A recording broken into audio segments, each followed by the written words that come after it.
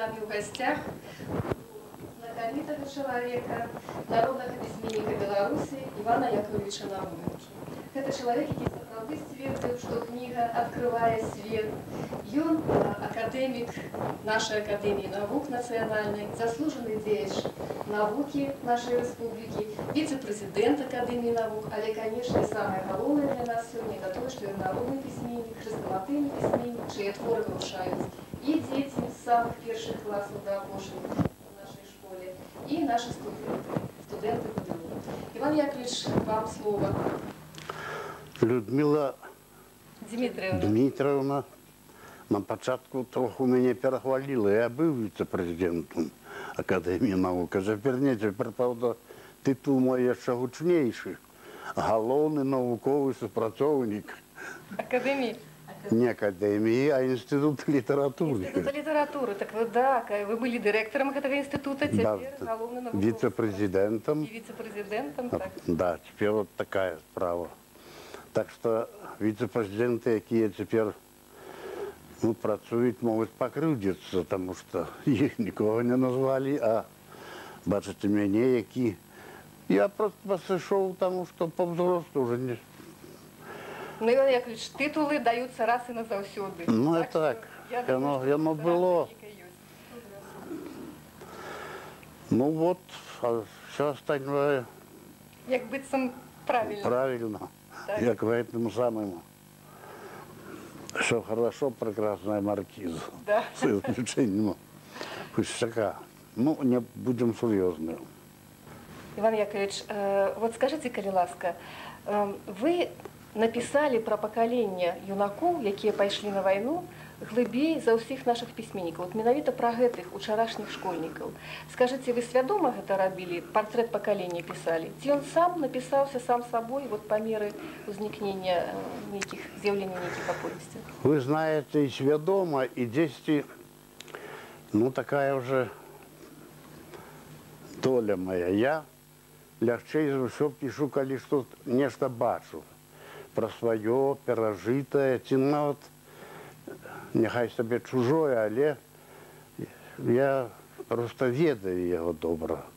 Ці сам удзельнічаў, ці чуў. І вот так яно атрымалася, што самае галоўнае, што я ведаю, это тое, што было са мной, таму і з маімі таварышамі, таму. Ну і я вам скажу, другіх назіранняў асабліва не так шмат было, таму што ну, вот такое поколение наше у школе училось, все-таки 10 годов отдай. Ці троху меньше, скажем, я 2 класса за год кончил, 8 и 9. 5 годов институт, вузовская наука. Ну, вот так. Мы привязаны, конечно. Это Максим Горький, лёс ему дал, скажем, шмат дорог, Россию обышел. Мы с Лойком так само збирались от Беларуси, обычно с вашим. Мы поехали, даже нават трохи было злословие. Мовляв, обулися в лапці, повесили торбу. У лапці мы не обувалися, йшли в туфлях. Але пройшли тільки Браславщину, Озері. Ну, трохи, конечно, край вот цікавий. Ну, прийшлося, скажем, я і на війні був, і в партизанах трохи був. Ну, короче кажучи, вот, ну, і поїздив, і многие ведаю місцевості. Але ж в цілому, конечно, опирався на свой тільки опыт, на то, що чув, що бачив, ну, у чим приймав уділ. Вот такі речі. Людмила Дмитриевна. Дякую. Ведаеце, вот тое, пра што вы пісалі і ў «Сасне пры дарозе», і «Вецер у соснах», і «43», і ў іншых пазнейшых творах, да чаго вярнуліся і вось у гэтай кніжцы «Дзяцінства, падлетак, юнацтва», якой, дарэчы, ўжо ў крамах няма.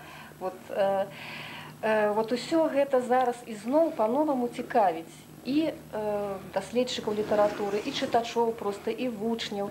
І ведаеце, калі чытаеш пра жыццё пад акупацыяй, якое яно ў вас апісана, часам думаеш, што пад акупацыяй жылося нават яшчэ складаней, чым на фронце. І ўсе нездарма так і рваліся на фронт. А вы ж былі і на фронце. От складаней ці не у акупацыі было? Як на сённяшні год? В оккупации было складаний. И нават у партизанах было складаний. Потому что, ну, оккупация, я вам скажу, что вот особливо для молодого человека, это вельми таки, ну, змрочный час. Человек, уявите себе, мы, молодые, куда мы рвались? Ну, кончим школу, пойдем учиться. Оккупация, все это как бы... Немцы зовсім не цікавились, хочеться на нову школу чи ні. Вот була посилка в Германію. Так, так. Разумеете, ну куда? Голодали там, ели суп за какой-нибудь бруквой. Вот по всех этих высоких наших пориваннях ударила оккупация. Это вельми змрочный час.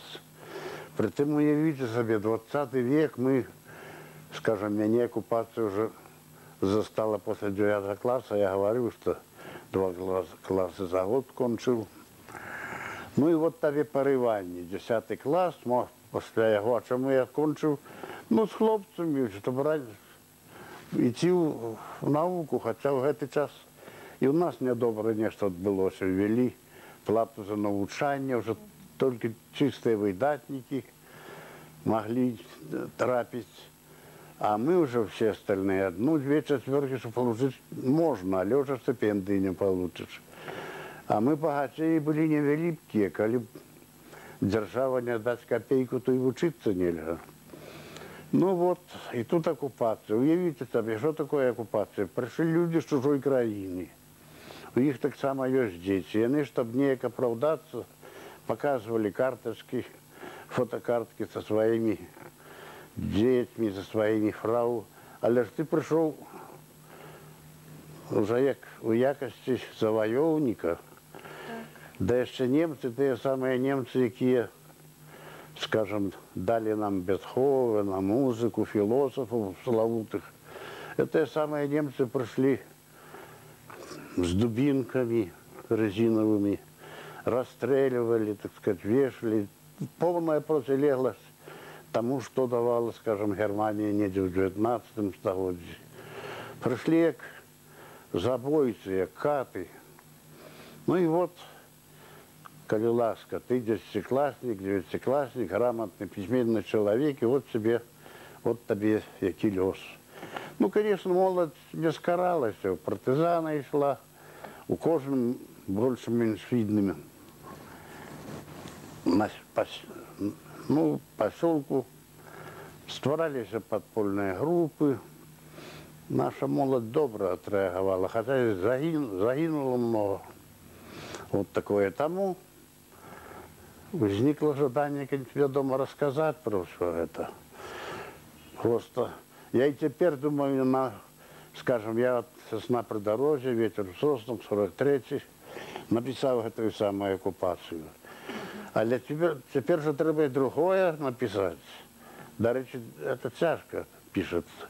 Свято на нашей улице, як погнали тих самих немцев. Так, какая радость была, коли вызволили. Вот. Да, радость, конечно, была великая, але разом з тим про перемогу писать тяжей, чем... Так, про тяжкости. Так, да, вот такое. Ну вот пишу. Но вот я не думал, что как-то такая, ну, панорамный твор, а лишь «Сосна придорожья», «Ветер у соснах», 43-й. Хоть 2 книги про визволення треба написати. До речі, я якраз сьогодні написав сценку, де Сталін. Сталіна у мене не було, я до таких вишень не підіймався. Але вже увел Гитлера. Ну так. Я не хочу сказати, що це тому і Сталіна, що Гитлера. Ні. Сталін викликає Пономаренко і просто задає питання, вельми чоловіче, чи не почати нам вигнання, так сказати, захопників з нашої землі. У 41-42 годах такого питання нельзя було. А вже от в 43-м після Курської дуги пішло наступлення Червоної армії по всіх фронтах і вигнання німців. Кончатково німців вигнали у 44-му році, але почали, скажімо, мою місцевість, Полесье визволили у 43-му, осінню. Вот такое. И отцепиться от этого нельзя, потому что, ну, садись, пиши. А про что писать? Треба писать про то, что я ведаю, и про то, что в душі сидить. А в душі сидить менавіто это, треба написать. Далее.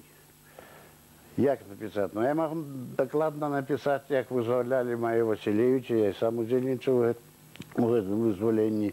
Але ж визволяли і Речицю, і Брянськ, і Орел, я ж там не був. Найти треба форму, як показати.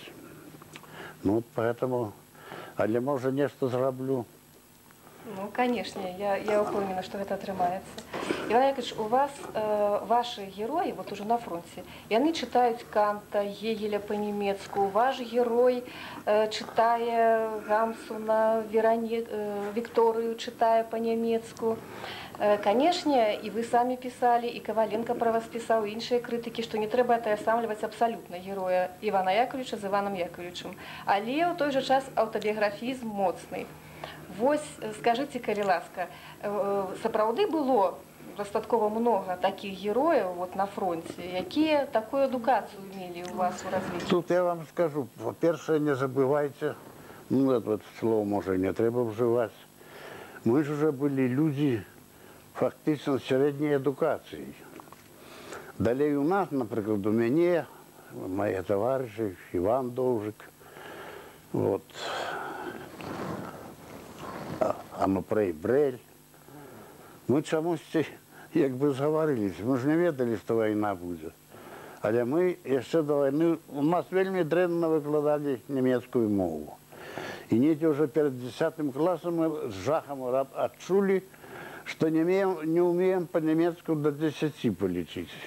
Ну, это же ганьба. Ну, взялись сами догонять. Подручник для 5 класса выучили на зубок, але же так само 900 слов. Это уже слово некое. Ну, еще троху получили. А в оккупации, самое главное, мы спробовали радиоприемник наладить, але ж тяжко. І тоді возникла думка, чим ми горш німців. Давайте то, що вони для себе пишуть, давайте і ми читати. Ну і, розуміється, все-таки ми з певною адукацією вже були, все-таки ніякі навики. А володали где-то на першому годі окупації вже газету читали німецькою. Ну вот так. Говорить не умели. Говорка, розуміння, так сказати, такого приходить пізніше, але треба добре ведати. Ну, я не ведаю, скільки я тепер ведаю слов, але люблю текст. Могу газетный читати. Звісно, вихвалятися за лишнє нельзя. Є і для мене сьогоднішнього є слова незрозумілі, але в цілому можу читати. І так мої товариші. Зрозуміло, значить, можна вот сам... Можна. Скажем, немцы у нас побыли 2 года, может быть, тут у Минску 3 года. А які на белорусские эти русские слова ведают? Шолоч. Больше ничего. А мы же в Германию пришли, размовляли там.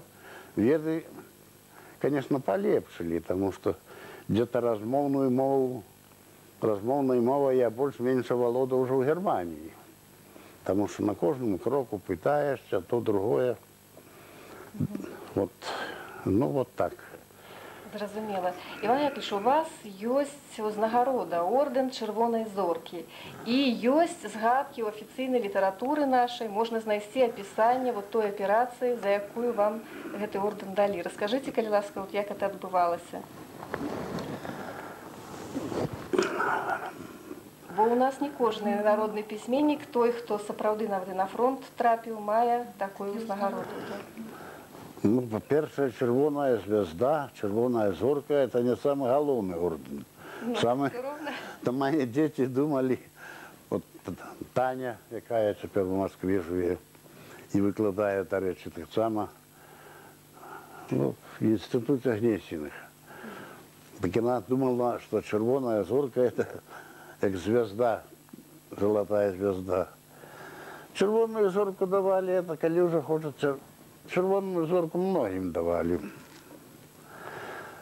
Ну, але описана, гэтая операция описана у одним з тому истории Великой Отечественной войны. Там... Да, разумеется, вот такое здарилось. Я довольно легко себе отчуваю, вивчаю эту историю. И сам нечакано споткнувся, что той випадок, ну як то на войне назвать, не випадок, ну операція, що хочеться, в якій я приймав уділ. Значить, вилилося в те, що мені дали цю червону зорку. Справа в тим, що у нас тільки здарилося в кінці війни, німці користалися цим у самому початку. Нарешті стали підслуховувати німців. Це не так складано, скажем, але на першому часі це було вельми, ну, в сторону, у бок німецької, скажем, ну, є така поняття передовая лінія, протягують, це називається уси, протягують такі дроти, ну, и лежит там от этой передовой метров за 100-200. Аппарат весь называется УСП. Расшифровать я не могу. И чуешь, ты легко и тут забить, скажем, видать и робишь. Вот где-нибудь на балконе раскинуть эти дроты. И то, что мы с вами вот тут говорим, это можно легко слухать. Есть и другие всякие, ну, подслуховуючі апарати, але вот такое. Але уявите себе, что это холод, зима. Попробуй полежать где-нибудь в этих бодылях, лазей. Да и коли чуешь роту, там, он, что давали вам на вечеру, то и паралич, а мы, не вельми ж добре буває накормлений, чуємо тільки, як у животі бурчить, значить. А потім, хто приїхав з відпочинку, Урлову, теж питає, значить, докладно, що як жонка. От такі звістки. Тому у нас був хлопець, який кончив технікум сувязі, не зрозумів. Тому, зрештою, мы наткнулись на решение другое. Это подземные кабели. Немцы не знищали, да для нас не важно было, что знищали. Мы наткнулись, что можно кабели прослухать. Так это ж лепей, сидишь в теплом покое, пристосовались. И обзор не то, что рота это, что вам давали есть. А чуєш навіть перемови штабов, що інше, притом спокійно. І от один раз ми почали давати ці звістки, притом у штаб армії передавали, ми армійська група були, 21-й армії. Ну, що-небудь цікаве зловиш, зараз на мотоцикл хлопець їде і, значить, завозять у штаб армії. Ну, там зацікавилися. В Куліни вже такі доки. Одразу приїхало 34 полковники нас перевіряти. Проверка одразу. Да, да. Ну, а як? Ми, гітара була, положили на гітару це своє, значить. Наушники тебе. Ну, наушники. Ну, на гітарі чувати. Полковники, значить, самі вони не бачили того, а ми як, що вони говорять, ну, коли ласка, у нас було там чоловік 6 таких. Ну, говорят, а бывает, что и писать можно. Вечернюю какую-нибудь водку не передают, мы докладно записываем.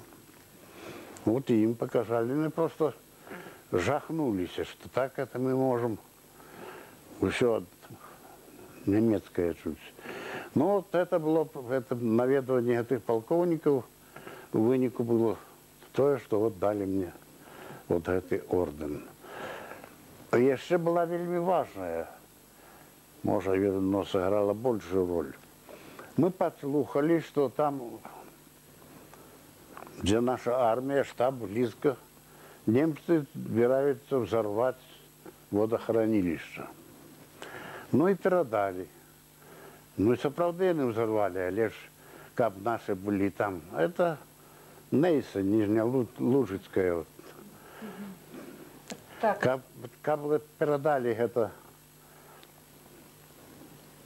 как мне передали мы, и наши бойцы там остались, и людей башмат загинуло. Так мы не кино тут можно лечить нават героев. Конечно, Вот конечно. такое. Люди могли, уже ведаючи, адтуль эвакуироваться, ці як, во всякім разі, так колькі жыццёў выратавала гэтая аперацыя. Это Вот, разведкі аперацыі. Да. І от гэта ёсць, не памятаю в якім томе, але недзе там, дзе падзеі ў Сілезіі апісваюцца, там гэты выпадак прыведзены. Это мы бачыць для цэлай 12, сколько там, 12 томоў ці на гэты выпадак. Так. Вот эти полковники нам помогли. Да. Ведаеце, вот многія і крытыкі салідныя вас, вашу творчасць параўноўваюць, ставяць у шэраг з творчасцю Рэмарка, Хемінгуэя, нашага Гарэцкага. Вось. І у вас часта гучыць таксама, у вашых кнігах можна сустрэць імя Рэмарка часцей, Хемінгуэя таксама. Вы таксама вот думалі над гэтым, так сказаць, было больш падабенства да Рэмарка, у лёсах вашых герояў, да лёсаў герояў Рэмарка, больш падобнага ці, можа, ўсё-такі адрознага? Разумеете, я як письменника недалёка до яго, конечно, до Рэмарка. Ну, это, скажа, гісторыя літаратуры. Не, я вам скажу. Рэмарк великий письменник. И он, конечно, мы... Вот добро недавно сказал Жуков, я читал, он отзначали эту Курскую дугу, 60 годов. Сейчас этой Курской дуги, это было в 43-м году.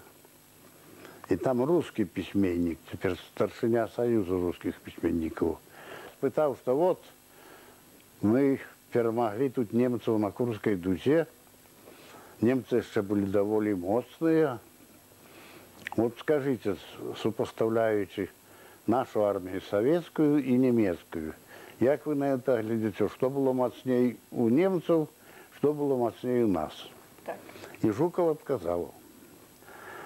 Генштаб был мощнейший, генералитет и генштаб мощнейший был у немцев. На первом часе мощнейшая у немцев была и техника. Офицерский состав был мощнейший. А что у нас? А у нас мощнейший был родовой боец. Особенно молодь. Это какая десятигодки покончала. Разумеется, и он был, некие его горизонты были ширейшие. И я с этим целком згоден. Мы в 41-м году у вынику чисток вельми много офицерского складу стратили. И вот тут этот хлопец, скажем, с 8 классами, с 9, с 10, с 2 курсами института, его брали, были такие курсы выстрел, 1 месяц, ну, может, трошки более. Але поскольку он грамотный, он быстро все схватывал. И мы, скажем, втраты в офицерском составе вельми легко так наращивались. Разумеется, у нас офицеры кто были? Те кадровые, их мало засталося. А вот эти хлопцы с 9 классами, з 2 курсами інституту, вони доходили по званню до полковників. Вот такий кадровий состав. Ну і, звісно, хлопці гэтай були грамотні. Я сам пам'ятаю, значить, у полку офіцер розвідки називався, ПНШ 4, помощник начальника штаба. Так він карти не вмів. Ну, кончив, кажется, 6 класів, він був капітан. А я дійшов тільки до старшини. Ну, я не хочу хвалитися, но сводку складав, все это, потому что, ну, все-таки эдукация, средняя, так сказать, амаль. И вот так, разумеется, конечно, наши бойцы, особливо грамотные, письменные, и они свою задачу, навіть военную задачу, разумели и виконували лепше. Ну, але ж родовых более, чем офицеров, разумеете, все ж родовые, и коли он таки. Вот Жуков сказал, да не только Жуков, был другий, так он еще локальнее сказал. Так само спочатку, ну, Жуков не был на Заходе, а гэты спочатку поехал на Заход, потом вернулся, як же його. Он ввогуле сказал, тут у нас у Минске выступал, что войну выиграл 10-классник. Вот вам. Зрозуміло. Да. А от у вас написано, особливо от у юнацтва, книзе «Оповести юнацтва» і от «Падлетак дзяцінства», описано, колькі на вачах гэтых школьнікаў, дзяцей, потым падлеткаў, юнакоў, колькі цяжкага было ўсяго. І ўсё гэта у вас написано, што яно нейкім чынам закранала іх унутраны свет. І ўсё ж такі яны былі вот такімі ідэалістамі, такімі адданымі сваёй радзіне. Но они были романтики, а романтика это то самое, что идеалист. Рвались в житье, рвались, скажем, в техникумы, высшие навчальные установы. Ну, не будем же таиться, советская влада широко отчинила двери. И всю, по сутности, интеллигенцию, якую мы маем, это при советской владе она выхована. Вот такие речи. Так что, и оно было, конечно, романтичное поколение, это было в некой мере поколение, конечно, идеалистов. Вот. Але яны рваліся ўжо это ідэалістаў. Мы бачым все наши выкладчики, все, что есть, все это вот с близких до нас, с близкого до нас поколения. Відаць, ідэалізм лепш, чым прагматызм все-таки. Ну, прагматызм. Яны не прагматыкі былі. Некоторые, аж ведаю, нават мороженого не каштавалі в армии, на фронт. То же самое про дзяўчат. Так. Вот, Іван Яковлевич, наши письменники белорусские вельмі часто як бы боятся, мне здаецца, тэмы кахання. І рэдка хто так ужо шмат аддае ўвагі гэтай тэме. А у вас, вот вы гэтага не баіцеся, у вас у самых нейкіх цяжкіх умовах, чым і прыцягваюць ваши кнігі, асабліва вот нашу моладзь, заўсёды ёсць месца вот гэтаму пачуццю. Ну, это хлопцы, па-першае, і дзяўчаты таксама. Яны былі книжниками, яны начиталіся шмат той самой французской литературы, где это на кожным кроку. Ну и где-то по-рыцарску разумели справу кохання. Маўляў, я вот здзейсню нешта ў жыцці, там, інстытут кончу, а яна ўжо, так сказать, дзяўчына каханая, ну, ухваліць усё гэта. Карацей, кажу, вот, як каханне як нейкі рыцарскі абавязак, доўг.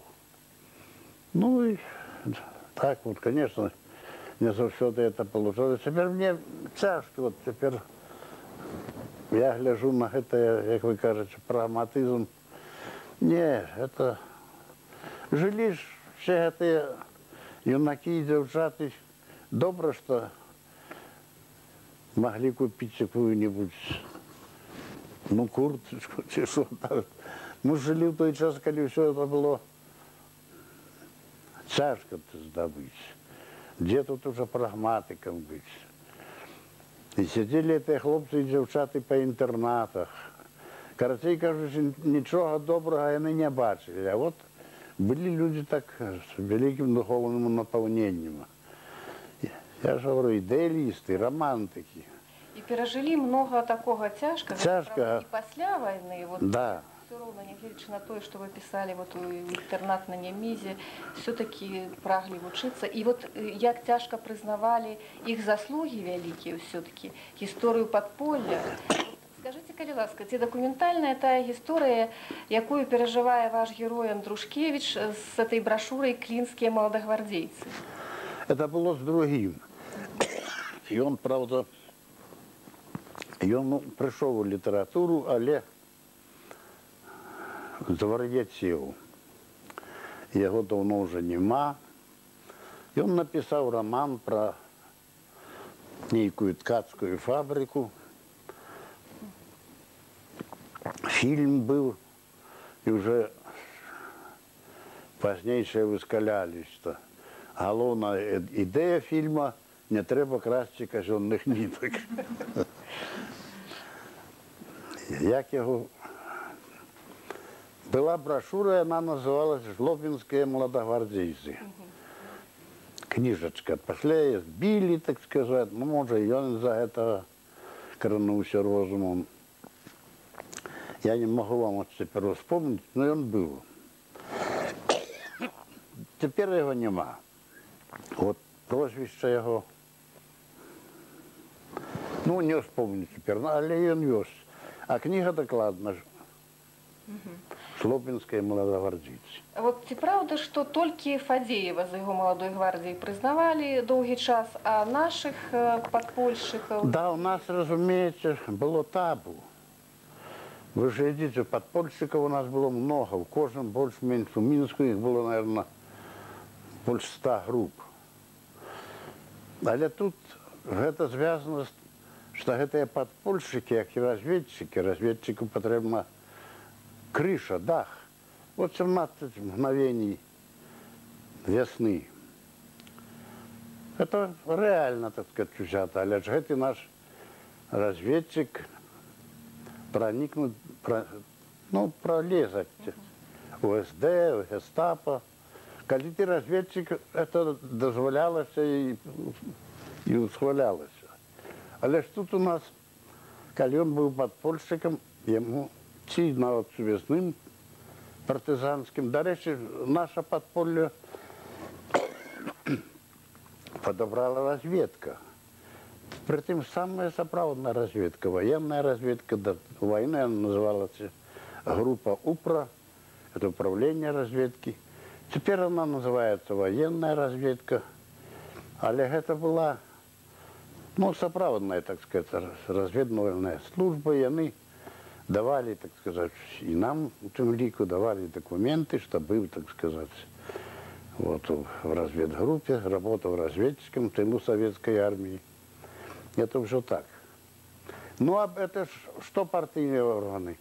Их же бедных расколошматили еще перед войной. Сколько этих секретарей райкомов сидело, значит, мы просто боялись, что тут уже такая атмосфера была. Поэтому не одразу. Потом признали все эти группы, нигде не делись. Вот. Але на первом часе только вот молодую гвардию, якую Фадзеев писал, мовляв, всю країну одна. Ну, это, конечно... Ну, все-таки белорусские литераторы в этом плане свою историю адлюстровали в книгах. Ну, увогуле, я вам скажу, белорусским хлопцам, а что значит мир украинским. Мы ж приграничные, мы войну узнали одразу. Ну вот, наши хлопцы еще трапили. Вот под Орол, под Белгород, дошли. Ну вот под Сталинград, тут у центре России. Были, короче, кажучи, ну, наши краины, покольки были приграничные, это смак войны отчули ранее, чем. Не треба этим хвалиться, конечно, але ж это так. Іван Яковлевич, а калі вы з войскам трапілі за мяжу так далёка, розныя краіны паглядзелі, не было у вас такой думкі, што вот у іх так усё добра, лепш, чым у нас? Вот у нас усё дрэнна, у іх все добра. Не. Не было? Конечно, в бытовым плане, в інших випадках это было. Но Польша была такая самая, как мы, древляная, раскираченная, такое самое. Но Германия, так сказать, больше такая аккуратная. Але ж мы другое бачили. При всім тим, що у нас, може бути, быт не так видатно був наладжений, ми бачили, що вони, ну як це кажуть по-русски, крохоборствують. От один час у нас у Германії не було курива. Ну, але ми набрали, там цукрова фабрика була, набрали это цукру. Я пам'ятаю, незадоволен был. Я килограмме 2 запер немцев. Это цукру нам не дало 3 сигареты. Недя, выразив свое незадоволение, она подумала и добавила мне еще одну. Вот крохоборство. Вот такое, разумеется, и они все не так, как у нас. Дойдет навіть чужі чоловіки, мої шклянку горілки нальють, все інше. Там немає того ніякого. Сапраўды, вот ваш герой такі пазнавальны, па ім можна пазнаць і беларуса, і наш характар неяк пазнаць. І вот ведаеце, акрамя вот гэтага рамантызму, сапраўды летуценнасці, такой душэўнай адкрытасці і ранімасці, ён яшчэ вельмі працавіты і цягавіты. Вось ваш герой можа ў навушніках, разведчык, сядзець, падслухоўваць немцаў 14-16 гадзін у суткі. Ці застаўся беларус вот таким моцным, все-таки станоўчым, як бы? Да, я вам скажу, вот мы пришли, переживши оккупацию, пришли в Германию, але наши не займались, они рукоприкладством. Были, я вам скажу, я написал, что нигде не друковал, але есть. Мы стояли, это Пястовская земля, значит, старая польская территория, захопленная немцами давно уже. И они переварили, и там уже поляки, это поляки, они уже не обрусили, а не вечились. И вот мы кончилась война, несли там службу гарнизонную месяца 3, а потом выезжали. И что здарилось? Начальство, конечно, ведало трохи і побаивалось, щоб не здарилося, ну, чого-небудь такого виключного. А воно здарилося. На першому ми на машинах, полк сувязі, завжди немає транспорту. На машинах виїжджали. І от виявляється собі, уїжджаємо, где-то 1 вечора, прицемок, і тут половина женщин з этого городка йде, и женщин бальзаковского возрасту, и девчат привалили до этих машин.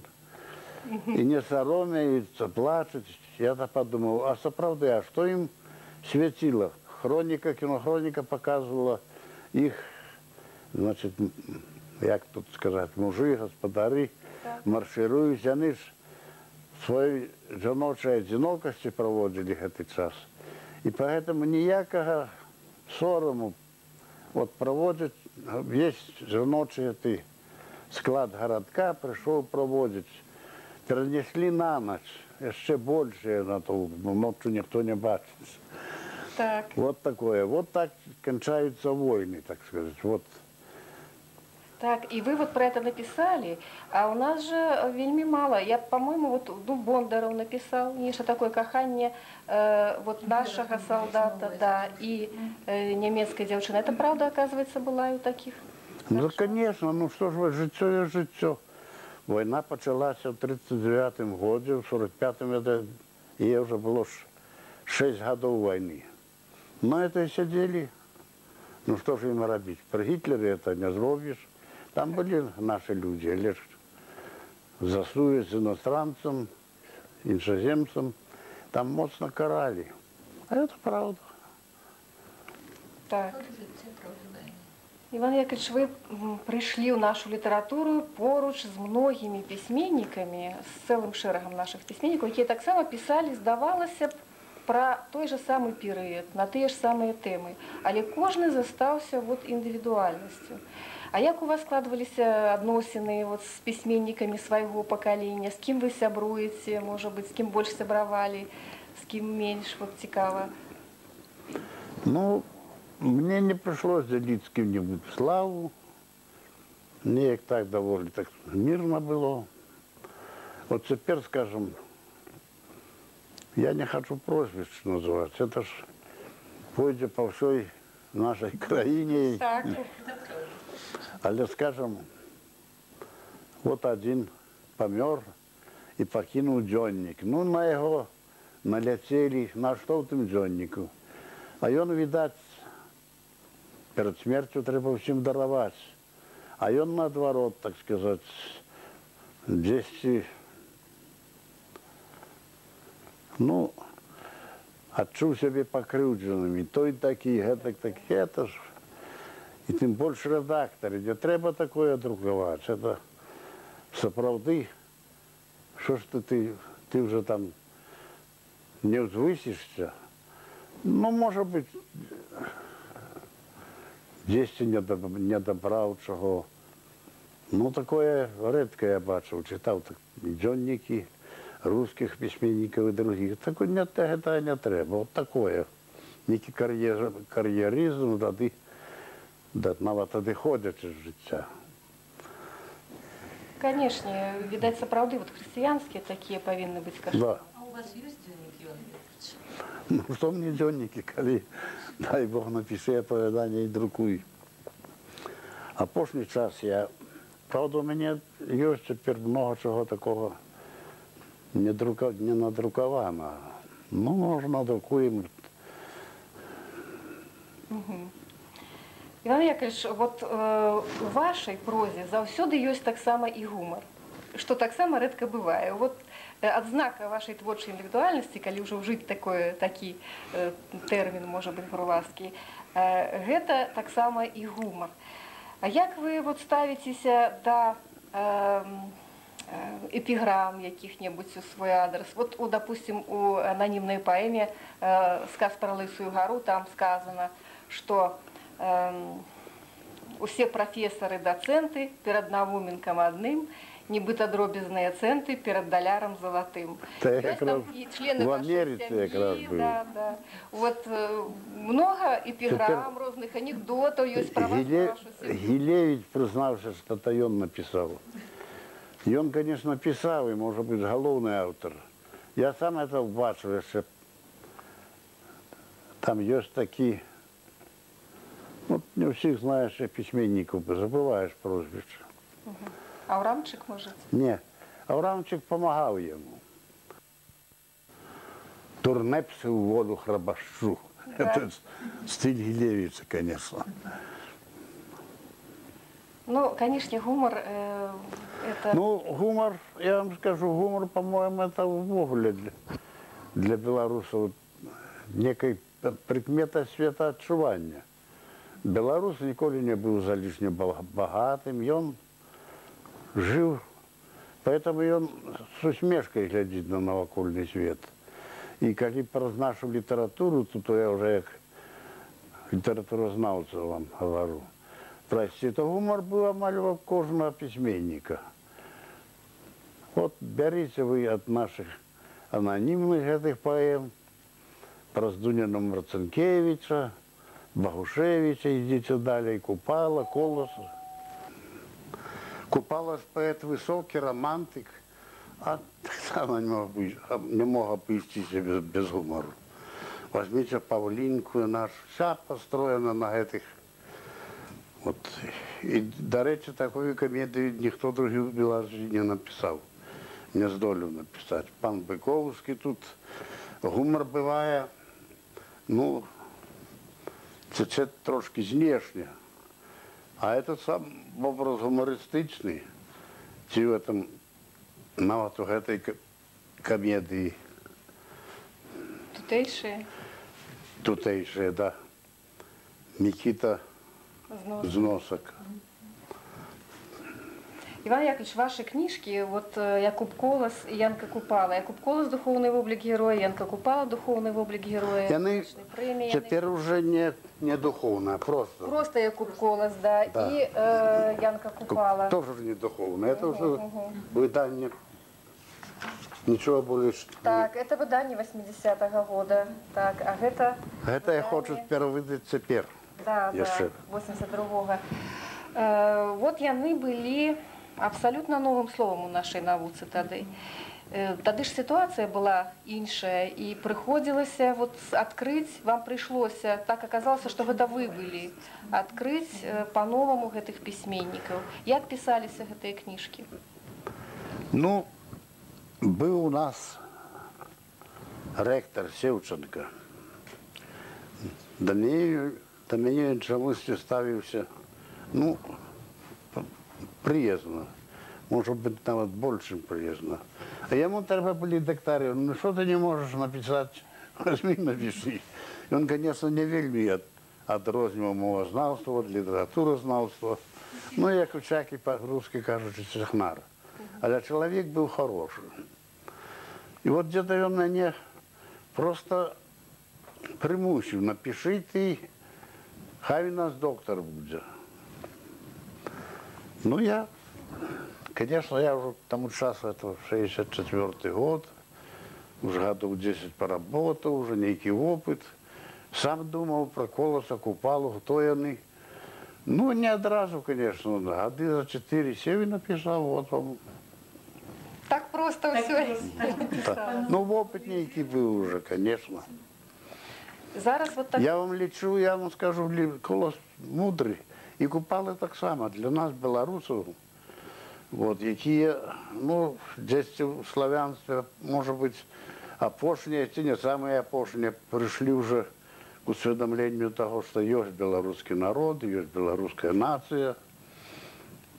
От, розумієте, таких письменників, от такого кшталту, такого гартування, мало хто має. Це великі письменники, Колос, і Купала, і навіть другие, скажем, Богданович, и шмат сучасных. Вот так. Так. Вот вы писали і вярнуліся зараз ізноў да постацяў Дуніна Марцінкевіча, і Змітрака Бядулі, і таго ж Максіма Богдановича, і ранні Кузьма Чорны выйшла у вас кніжка. І зусім новыя вот для творчасці гэтых пісьменнікаў у разглядзе беларускіх навукоўцаў аспекты вы тут закранулі. Здавалася б, салідны акадэмік, і мадэрнізм, і нейкі імпрэсіянізм у таго ж, можа быць, ранняга Кузьмы Чорнага, у Бядулі, у Богдановича. Вот цікавасць да гэтых новых плыняў, як у вас узнікла? Я вам скажу, тут не виноват Богданович, этот хам Кузьма Чорны. Я поглядел, мы просто откидываем, чего нельзя откидывать. Потому что это частка их світапогляду, який впливав на творчість. Скажем, Чорну я люблю особливо оповідання. Розумієте, вот такая речь. Вы гоните, ветер за болотом там народився, і летить, і вот и древи шумять. До речі, і Гамсун этому володав. Хотя это и Чорний, и Гамсун письменники чистейшие реалисты. Але это некая плынь вот такая. Это добро. Ну что писать только то, что человек складанный и свет складанный, так сказать, варто хоть троху в этом напрамку. Вот у Чорного это ветер, який летить и несе пахи, все інше. Это же расширение, так сказать, диапазону бачення письменника. Хотя навіть другий раз он бывает, той самый Кузьма Чорный, навіть залишне, так сказать, дробязно-предметным, вот такое. Тут ніяка, это от нашей теперь и диссертация, особливо на вашем совете.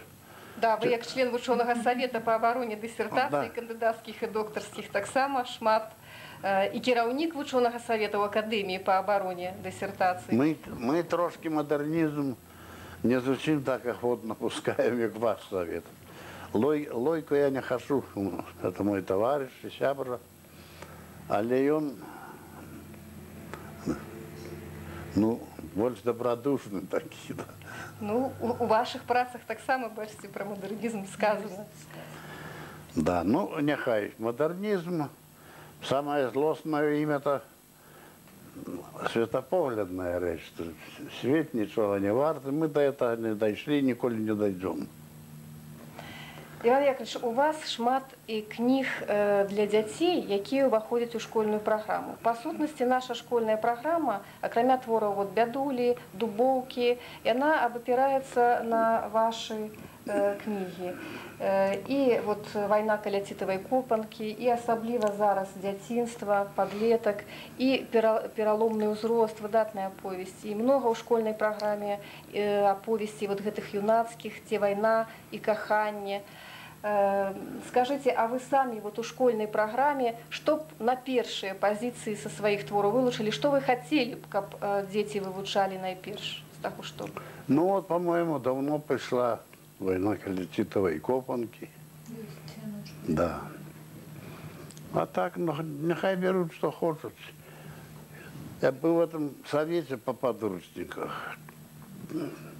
А же яны загадзя не рассылали все свои пропановы, а придешь, тады зачитают. Ну. То есть можно погодиться с тем, ці мусим погодиться с тем, что уже есть, что уже уведено в программы. Да. Так. Скажите, калі ласка, як вы ставитеся до такой думки, что уже не ў школьным, можа быць, але у выкладанні літаратуры ў ВНУ трэба неяк так больш падрабязна гаварыць пра пісьменніка як асобу, пра яго асабістае, нават прыватнае жыццё. Калі мы пра Байрона, допустим, ведаем, ці пра Пушкіна, усіх там яго нават інтымнае нейкае жыццё. Пра беларускіх пісьменнікаў мы ведаем вельмі мала.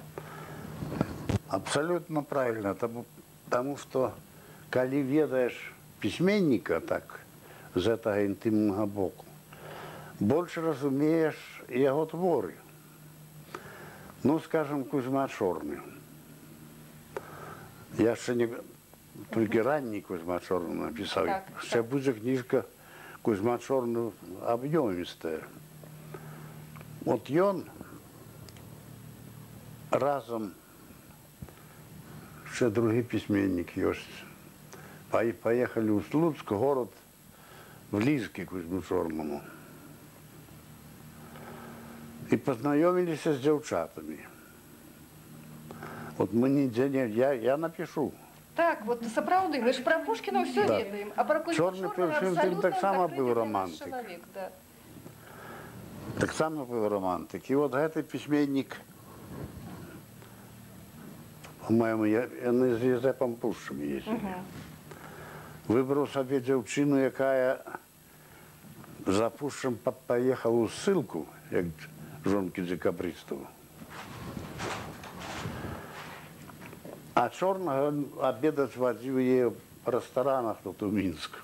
Так. Вельми хутка знайшла собі коханка. Так. Я не ведаю, чи живе яна, може прозвище не називати. Може, не будемо. Але сапраўды вот было б цікава ведаць пра наших пісьменнікаў як мага больш. Чорны написал, это есть. Яго это пачуць.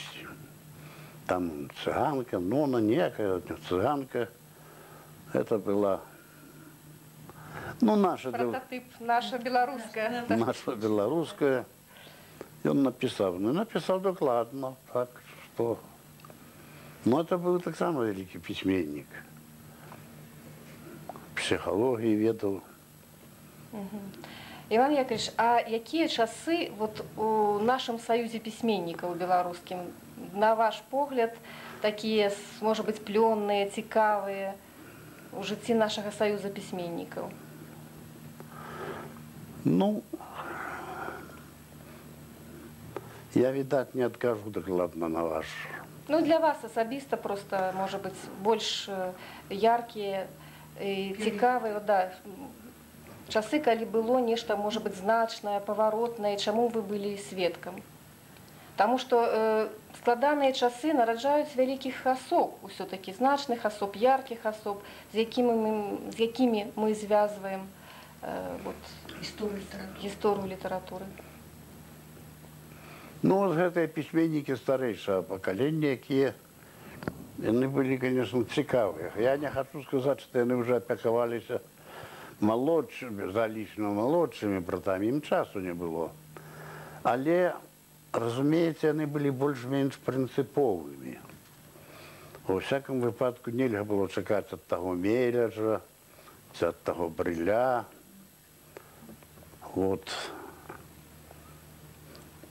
Што яны дзе-то хістануліся, дзе-то былі непрынцыповымі. Вот такія, так сказать, рэчы. Ну, так. Шумім, брат, это было заўсёды. Что для вас Гомельщина? А? Что для вас, Иван Яковлевич, Гомельщина? Ваша малая родима. Вот, И моя. Вы отчуваете себе минчанином, або все-таки жихаром Гомельщины? Не, все-таки не столько Гомельщины, колькі это уже Полесье. Полесье. Ну, вы знаете, я не увабраў у душу Мінска. Хаця яшчэ пра Мінск я нічога не напісаў, відаць, у бліжэйшым спаўсягу не напішу.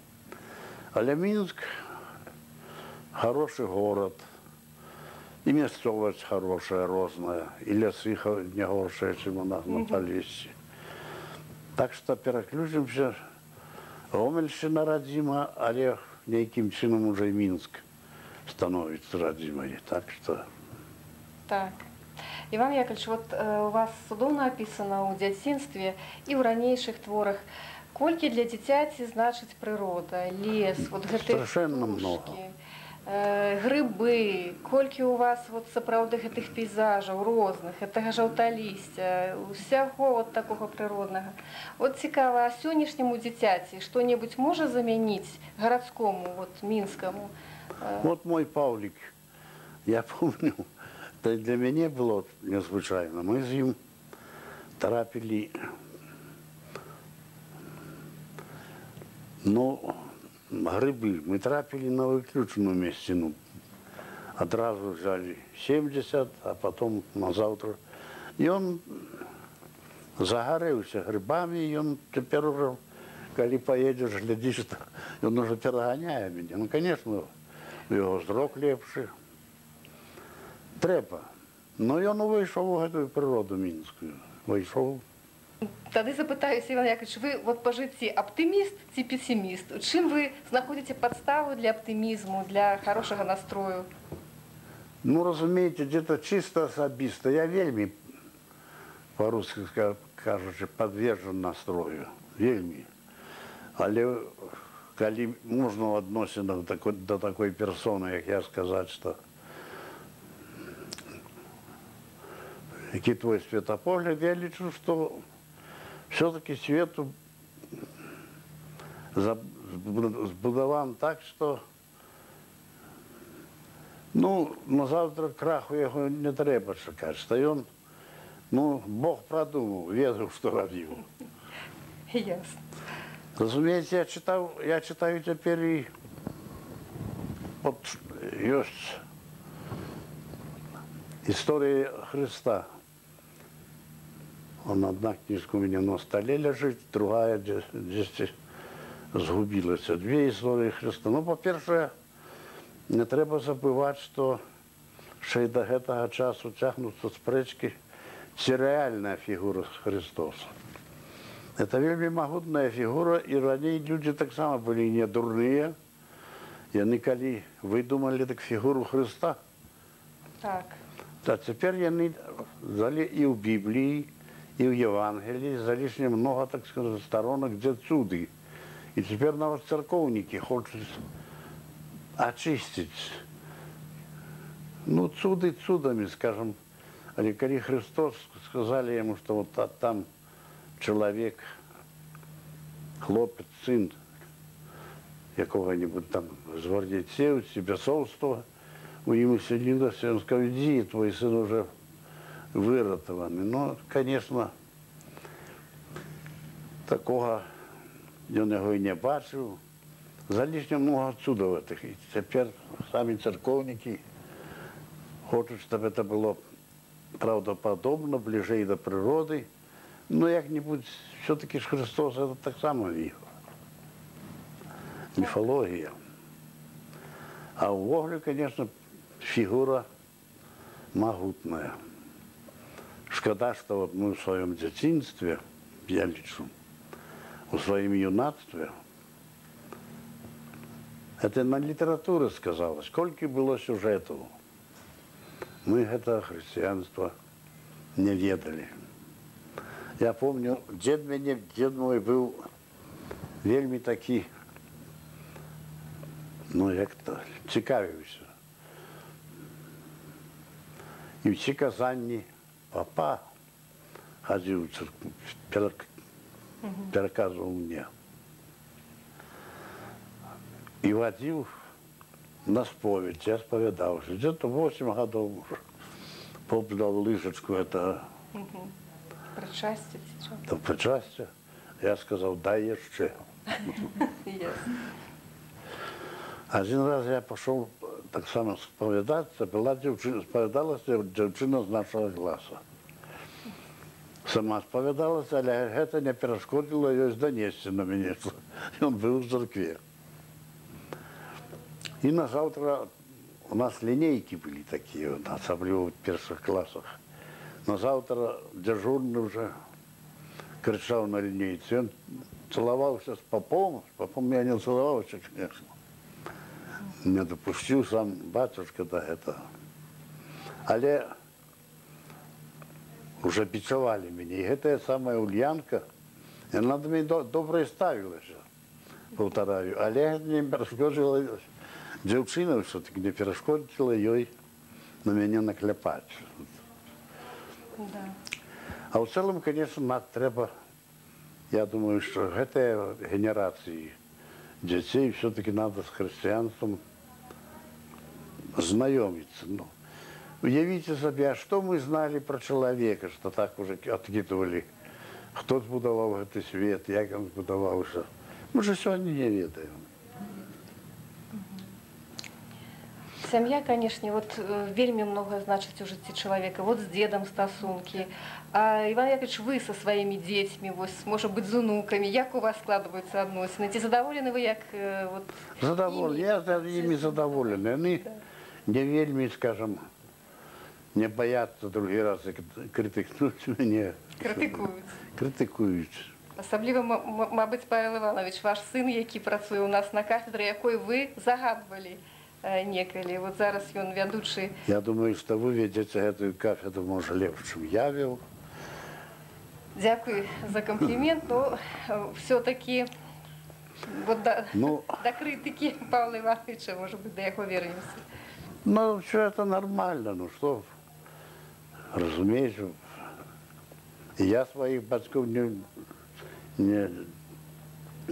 вельми уже так узвышав в сенсі. Звичайні люди. Так. Іван Яковлевич, вот вы загадывали нашей кафедры, калі там працавалі вельмі цікавыя людзі, многія з іх зараз працуюць. Ці не збіраецеся вы вот напісаць? Ці вы былі дырэктарам інстытута літаратуры, вы былі яшчэ старшынёй Верховнага Савета нашай рэспублікі, прычым у вельмі цікавыя гады з 85 по 90. Ці не хацелі б вы, нема у вас у планах напісаць што-небудзь, можа, гумарыстычнае? Это як Шамякин, ну, ночные вспомины. Так. Не, я так не збираюсь. Разумеется, люди, назвать их покрывдишь. Здесь лепше сховаться, может быть, за псевдоним, все такое. Ну, зрештою, буде видно, побачимо. Так, это, конечно, не треба ўспрымаць так, што мы так хочам у гісторыю трапіць абсалютна. Але сапраўды з цікавасцю проста ўсё гэта чытаецца. Вот даследчыкі кажуць, што вы, Якуб Колас, не толькі захапіў вас як даследчыка, а што ён нават паўплываў на выбар вот вашай такой манеры апавядальніцкай і на нейкія такія вот светапоглядныя асновы, пра якія мы гаварылі, гарманічныя такія арыентацыі, на гармонію, на нейкую такую суразмернасць. Ну вот, я вам скажу, да я и теперь лечу так. Колос вельми великий мудрец. И здесь мы свой обовязок перед ним не виконали. Возьмите ту новую землю, Симона Музику, трилогию на розстанях. Разумеется, ему все дадено. И разом с ним он мыслитель.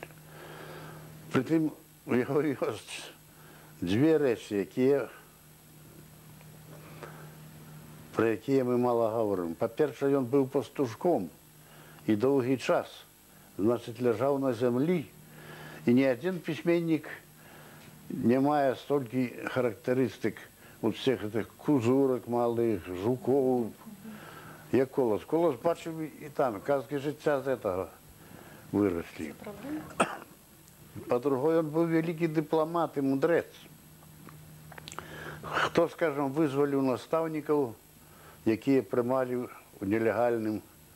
уділ у нелегальному з'їзді наставників. Повикидали всіх з праці, не ходили, як самі себе називали, огризки. Що зробив Колос? Мінськ – це була губернія, а було ще генерал-губернаторство, це була Вілля. Так от Мінськ виходив у генерал-губернаторство Віленське. Що зробив Колос?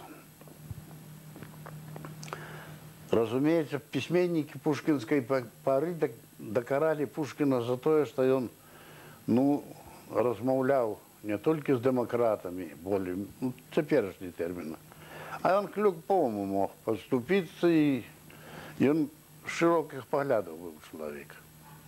Не за таким был Колос. Он зашел, выдавалась газета, скажем, Минская губернатор. И Виленская генерал-губернаторская. И он зашел в редакцию этой газеты, написал некое оповедание, и подумаешь, ему дали билет, что он корреспондент вот этой Виленской генерал-губернаторской газеты, и он зашел в губернскую газету Минскую, сказал, я вот корреспондент, показал. И тут написал, что як это было з'езд, что собрались молодые хлопцы, які любили выпить. И добро таки взяли, а потом этот протокол написали. И все. Орган губернатора нечто значил.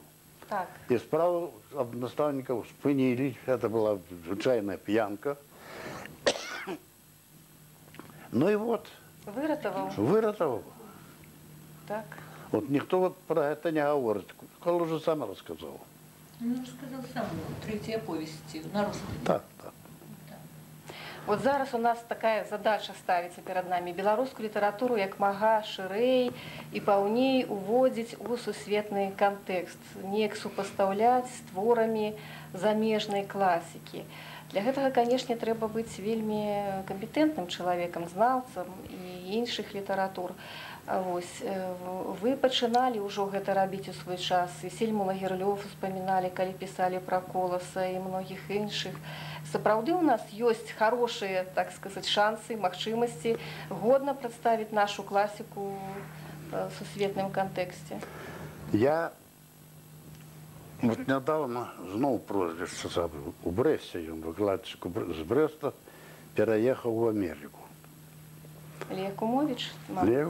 Да, Леякумовіч. Ён калісьці напісаў рэцэнзію на, по-моему, на эту глыбінь жыцця. Я надрукаваў у Ліме. Я не был у Сталинграде, но на войне, у час войны не был. Написал Сталинград, як я бачу.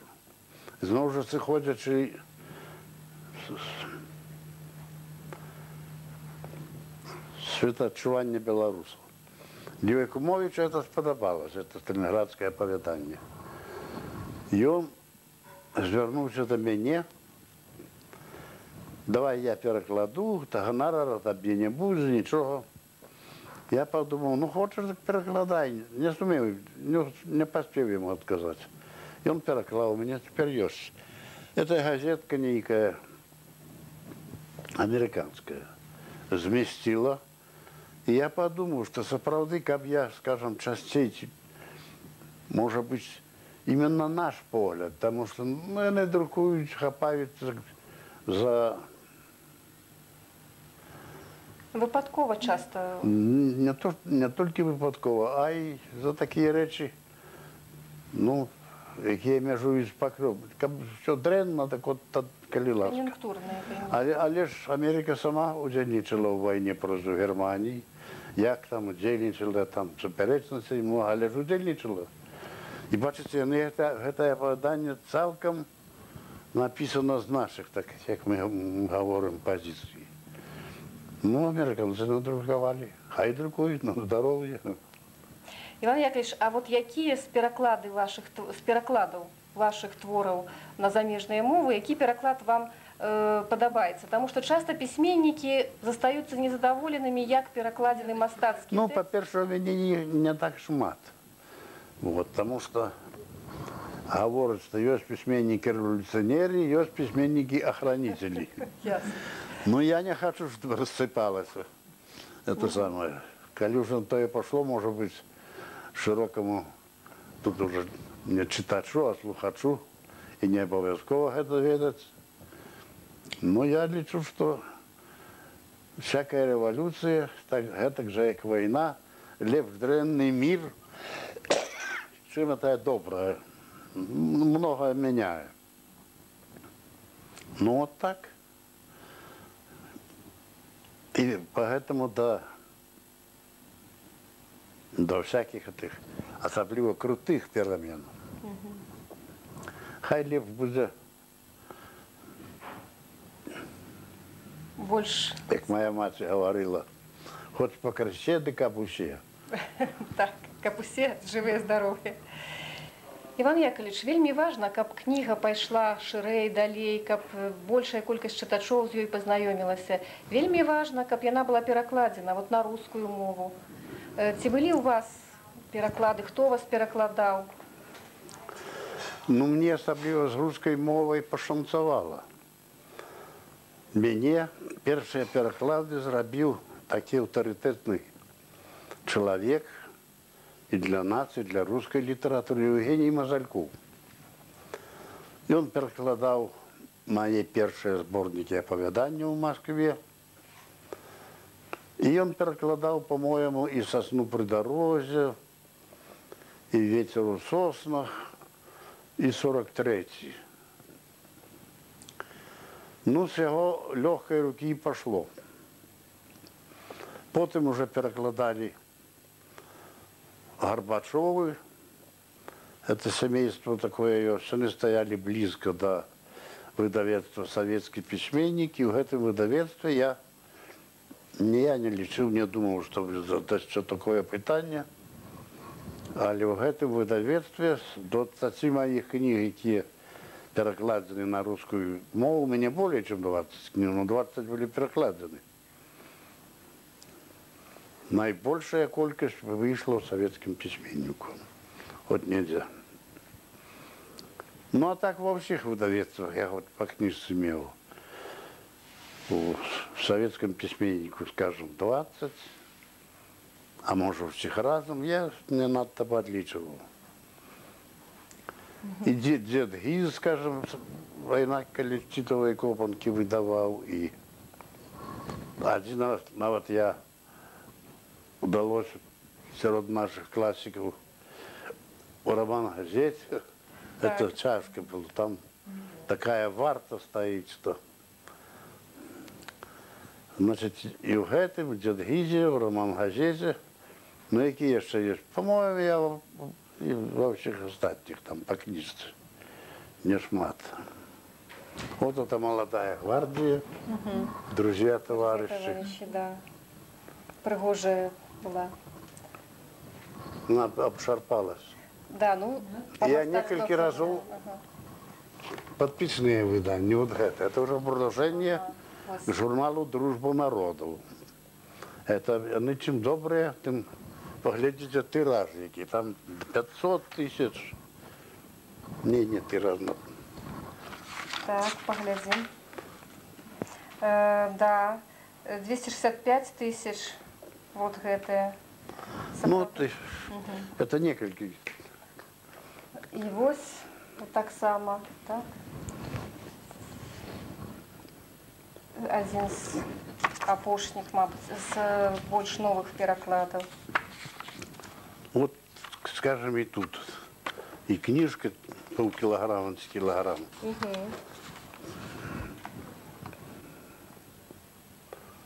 Да, да, 100 тысяч экземпляров. 100 тысяч. 100 тысяч экземпляров. Ветер усов. Ну, теперь на в Москве рады як 5 тысяч, а это 100. Так. Так, філалогія ўвогуле такі занятак, займацца філалогіяй як навукай трэба шмат чытаць, шмат пісаць. А пісьменнік, які напісаў больш за 20 кніг, усё-такі колькі прыкладна, Іван Яковлевич, кніжак у вас? Вот нам нават лічыць цяжка. Усіх больш за 100. Больш за 100 кніжак, Да. больш за 100 кніжак. Это просто фантастычная лічба. Ну, Іван не Яковлевич. фантастично. Не, ну больш за 100 аўтарскіх кніг, конечно. Ну, перавыданні там то другое. Не. Ведаеце, ці не стаміліся вы ад філалогіі як навукі? Таму што у кожнага чалавека бываюць, можа быць, перыяды такой нейкай апатыі. Ці не расчараваліся вы ў гэтай такой... Не расчараваўся, не. Я ні для чаго другого не годен. Зразумела.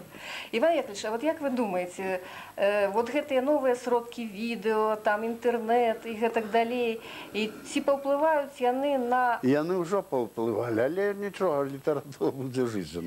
Будуць запатрабаваны ў 21 стагоддзі нашы пісьменнікі? Будзе. Класікі. Конечно, уже яны экран, асабліва тэлевізор, і шмат чаго ўзялі ў нас, але нічога. Яшчэ польска не згінела, кажуць. Іван Яковлевич, а скажите, калі ласка, вот расскажите трошки про сваіх дзяцей. Усё-таки ваши дзеці цудоўна ўсе гавораць по-беларуску, што, дарэчы, не заўсёды бывае ў сем'ях наших класікаў. Ну, по-перше, я не классик, поэтому и говорю. Да, так вот, слухайте. Хорошие дети. Я, колись юбилей был, не памятаю, я говорю, что чему хорошие дети. Вон моя москвичка, вы зверните увагу. Треба было ей приехать в Москву, як она для всей России написала подручники по музыке. Вот вам, не хапала там человека в этой. Так. Ну так вот, жили мы в таким осяроддзі, починаючи от Валя, старейшая Таня, Павлик. И ну все любили книжку. До речи, мой зять москвич, он приезжает сюда и увозит некоторые слова белорусские. И в Москве говорят, так что ты говоришь, так это ж по-белоруску. До речі, маршал Жуков признався, що крім русської мови, він ведає ще й білоруською. До речі, це двор. Это была белорусская округа, это низенький домик. Это штаб белорусской округи был. В этом дворе ходил Жуков. И он был в Минске командиром кавалерийского полка. А там у Ратомцы ипподром, там, значит, ну, кавалеристы это и жили. И тут у нас есть улицы. Во всяком випадку він сказав, що білоруською мовою він ведає, а я перевірив. Ведає, бо він читав воєнну справу в університеті. А тоді примушали, величизація йшла, примушали, предмет викладаєш, білоруське військо є, округа. І от, уявіть собі, Жуков, твердокаменний, по-білоруську, так сказати. Выдатно, я нават і не ведала такого Да. факту. Іван Яковлевич, а ваша внучка, вот маленькая Ядвига Павловна, так само, Так само она любить. захапляется вот тым, чым маленький Вася у вашей аповесці дзяцінства захапляўся, вот так само і кніжкамі, і, можа быць, прыродай. Да, и рыбы любит. Я хотела еще запытаться у вас про ваши любимые стравы. Ці гурман вы? Вот Я не грибы. гурман, не, ну, Не? грибы подобаются мне. И собирать, и уживать. Ясно. А ўвогуле ёсць, акрамя кніжак, у вас нейкія захапленні, як модна гаварыць, хобі? Так. Ну, тяжко сказать. Ну, лес, вот грибы. Я еще займався довгий час, тепер спинився параўнальним мовознавством. І воно цікаво у тим сенсі, що про лёс народа, які корені живі залишилися у мові тільки, більше нема нічого. Ну, это, видать, тому, что вы немецкую мову вот так добре. Ну, я трошки ведаю і англійською, Так. і французькою. І по-польськи зовсім добре читаю і розумію, коли вже вам хвастаться. Добре. Вот. И я старшиня комитета славистов. Так вся эта славянская краина, ну, больше-меньше я ведаю. Конечно, ту самую сербскую сходу не прочитаешь, але вот так, коли ходить, коли будешь что-нибудь ведать. Зразумела. Ну, застаецца, мабыць, падзякаваць. Так? Шчыро дзякую вам, Іван То Яковлевич. дякую вам, что меня из такого, ну, с хутора вытягивается на обзор. Ну, Читачі, студенти чекають якраз такі зустрічі з письменником. Для їх вельми важно особисте таке ураження. просто вялікі дзякуй, Іван Яковлевич. Тут Нема за что, так вы пришли меня прославлять, я не ведаю, до якого вже градуса я дойду. Ну, дякую за это.